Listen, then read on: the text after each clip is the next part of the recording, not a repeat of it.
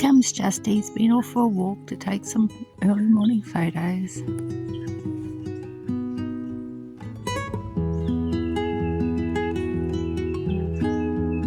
So it must be after 7 because the sun's come up.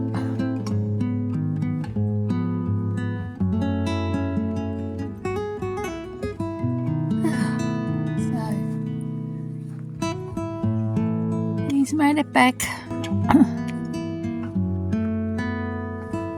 We had a nice fire last night.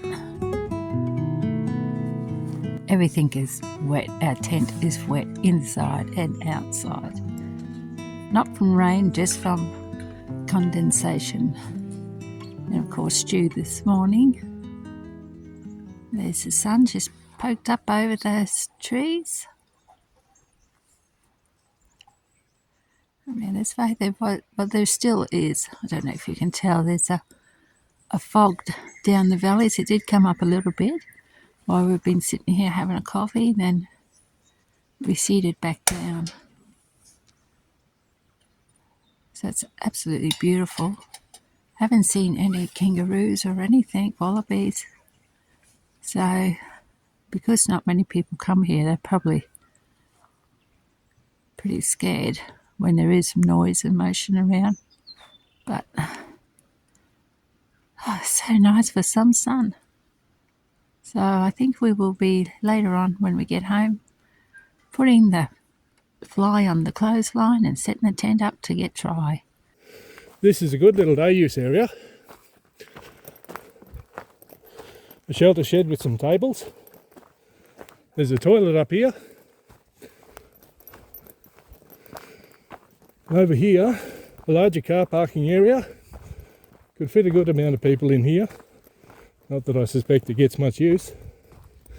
Down here, a number of barbecues, picnic tables and so on.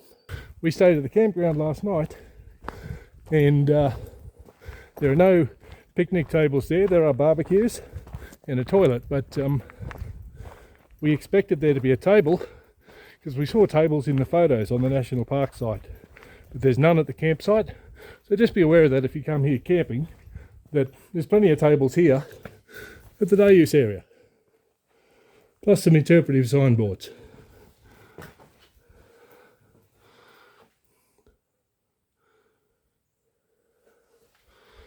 That's the walk we're going to do now. You can pause that and read it if you feel like it. Some more sheltered barbecues, so if it's raining you could come down here even if you're camping. This is some of the wildlife you could see in the area. We've got plenty of owls, gliders. Now we haven't seen very much wildlife on this trip so far, mainly birds, but it is the dead of winter. And I suspect that because this is not a very often used place, a lot of the wildlife will be very skittish and will stay far away from us. But still, it's a beautiful place to come and relax. If you love peace and quiet, this is great. There's one other person camping at the campground. Apart from that, we haven't seen a soul.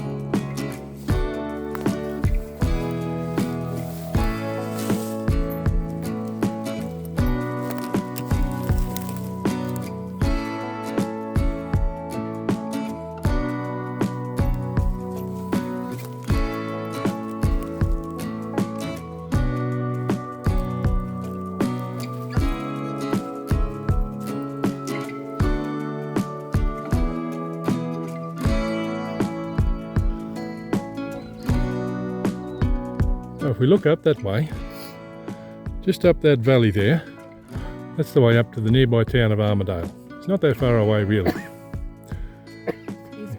And we swing around the valley. I know there's a lot of fog in there. It's actually the Macleay River down there. And then if we look over that way, just to the right of that little oak tree, that's the direction of Walker, which is about 50 kilometres away. And so this national park actually extends down that way and out the other side of Walker.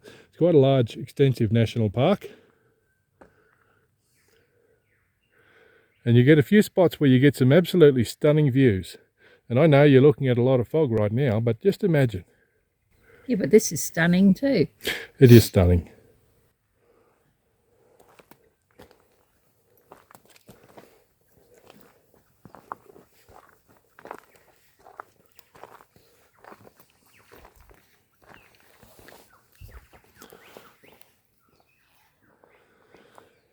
So down in these valleys, more remnants of the dry rainforest, and then up on the ridges you get these more dry open forests.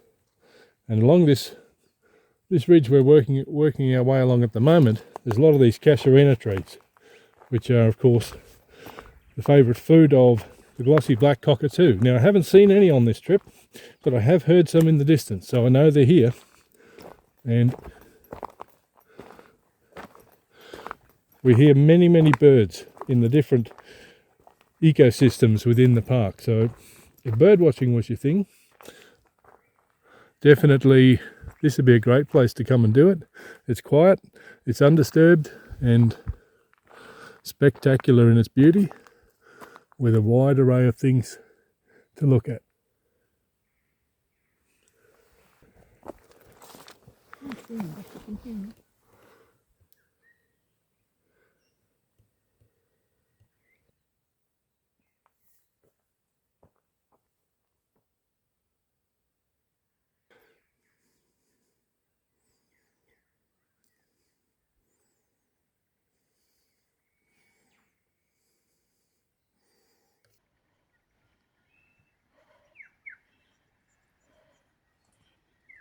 That's one steep hill climb.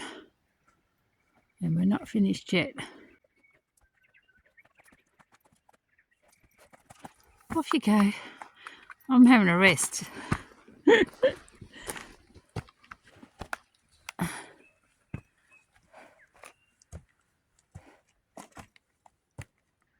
What's so interesting? It looks like some kind of sedimentary rock. I'm not enough of a geologist to know, but it looks more like the type of rock that's made by compression underwater. It's a bit like sandstone, doesn't it? It does look a lot like sandstone and breaks off in very smooth sheets. You can imagine using a sheet like that to grind things on. Yeah, on our walk it's all just been shards on the pathways. Now I don't know for certain in this exact area, but certainly within this national park and within the vicinity, there are a number of indigenous tool making sites where they have taken some of these types of stones and made their traditional tools over the thousands of years that they lived in this area. So it's fascinating to see the type of rocks that perhaps they've used for some of these tasks. Now this is only a short walk, but it's quite a good one. There's lots of things to see, and of course the spectacular view across the gorge is the crown jewel of the walk. But I've definitely enjoyed this one, and while we're reaching toward the end of it now, an enjoyable little way to fill in a few hours in the morning, or an hour, while we wait for the tent to dry out a little bit. Definitely glad we walked down and added this into the journey. I found that with all our walks, when you look out over the valleys and you see the mountains and the gorges, they look beautiful, but to see it when it's all in fog is a whole new thing. I reckon that's just as beautiful sometimes. Yeah, absolutely. Just to feel that you're above it all and looking down across over it, I think it's amazing. It definitely is, and that's why it's important to come to these places more than once. You know, you see it at different weather, different times of the year, different effects. It's all worthwhile, and we'll certainly come here again another day to have another look around. Anyway, that's it for us today. Thanks very much for watching. It's been great to have you. We'll see you in the next video. Okay, bye-bye. See Bye. you.